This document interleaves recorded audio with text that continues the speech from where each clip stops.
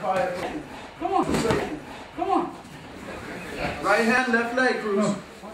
Right hand followed by left leg. It's the best way to learn. With another person standing in front of you, raining down blows, throwing you on the ground. Right? Y'all know that. Y'all having fun? Yes, sir. Yes, sir. Everybody okay? Yes, sir. Y'all ready? Okay. So you guys need to work on things that you're not used to. Right hand. You gotta tell you. Oh, that was a good one. You're on the mat, shoot. This is where we die, so we don't die out there. You're supposed to get tired in here. It's okay to tap the mat. It's okay to get so-called beat. You're not getting beat. You're teaching yourself. This is the greatest form of self-expression. Don't drop your hands when you kick. Keep your hands up. Croft Martial Arts Dojo. Moved out here to Alpine. Began teaching immediately, but I was teaching out of my van and trying to get a gig at Slow Ross. So I was driving around with the van with the mats, my mats right here, the blue mats strapped on top of the van with a rope, a big yellow rope, and then what have you, and flapping in the wind and going to the park and teaching. And I had about 3 kids. I was making about $60 a month. This came along. This was a blessing, and I had taught here for a while. Taught at the became commercial a little bit at the community center over here on the south side of town. And after a little while of that, that's where Virgil Tripp came in, Audie Ramos. Several guys. One of my best guys was Nathan Croson, a young kid. He'd pay me like $240 a month to train him in about like 4 days a week, right? And that's like cheap in the city, but for me it was like, wow, I'm rich, you know. So I was training him, and we went on the way to black belt with Nathan. And he's a tough kid.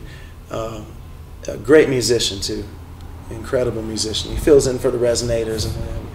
And I trained Virgil for a while. He didn't want a belt, so we didn't go through the ranking system and what have you. After that, I was teaching at the community center. They tore down over here, asbestos in the roof and what have you, and taught for college for the Upward Bound and the Christian school. You know, for recess, they'd come over here for 3 days a week and work out with me. But I really enjoyed the kids. The kids there trained hard, and the kids at Upward Bound, they were much older, 16 or 17, around that age, getting ready for college. And that was very enjoyable because their minds were ready for college. So they were ready to move up. They weren't ready to move down.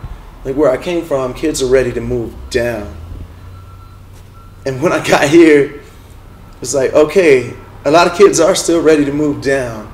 I could do it, we could all do it, but these kids at the college, they were already there in the program, and they had their things, and I have my things, so we related real well. On the break, we'd sit outside, and I swear these kids would just gather around me. And I was just like, take y'all's break. And they were like, no, yeah, we just want to talk.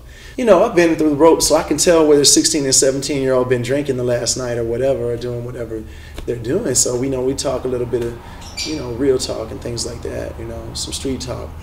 And most of these kids are actually in college and graduating right now, so it's impressive.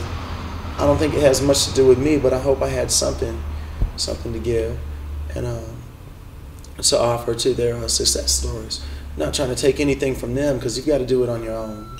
I've got a lot of incredible students. We're getting incredible love here, and I really didn't think this would be my occupation. I didn't think this, would be where I didn't think I'd be here at this point in my life. And it's kind of trippy because all through childhood, this is what I wanted. I always wanted that old busted Astro van. I used to draw it, and I still have it. Now I don't want it, but now I'm here, and every now and then I don't want it. Oh man, I got 100 students coming in today or something. It's like 7 hours of teaching straight karate. 7 hours of teaching martial arts can probably equal to, now I'm going to get some people pissed off, it can probably equal to a 16-hour day doing construction, because I used to do construction. And, I live in the dojo, so I'm kind of like Morgan Freeman in $1 Million Baby. And I do have the hole in my sock. I just enjoy being here. This is me. And without these guys that surround the school, all of my students who are my friends, and all my friends that are not students, it keeps the school going, and it keeps me going. And as long as I'm blessed and the universe is in accordance, I'll remain. Yeah.